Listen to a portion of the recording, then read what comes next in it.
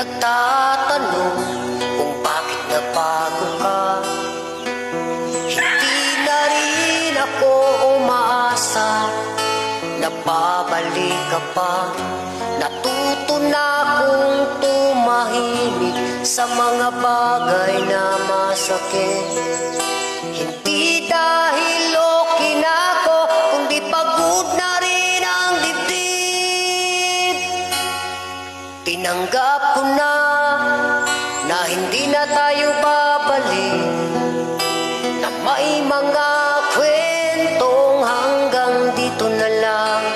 Kahit masakit, tinanggap ko na ikaw ay alaala na lang. Pero hindi ibig sabihin na magaling na ang sugat. Kaya ko nang banggitin ang pangalan mo nang hindi nanginginig. Kaya ko nang umiti sa harap ng iba kahit may kulang pa rin.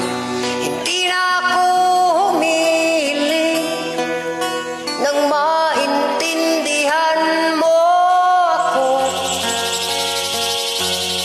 Basta alam ko sa sarili, hindi pa rin tapos to. Tinanggap ko na hindi na tayo babalik, na may mga salitang hindi na masasabi. Kahit pilitin, tinanggap ko na ikaw ay hindi na sa'kin. Pero bawat gabi may parte pa rin nasasaktan. Hindi lahat ng pagtanggap ay paghilom.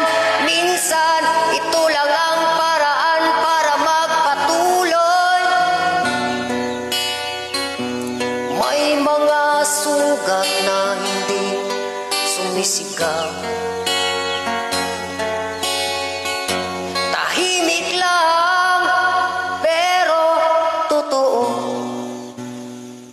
Tinanggap ko na wala ka na sa kwento ko, na ang mga pangarap natin ay hanggang alaala na lang to.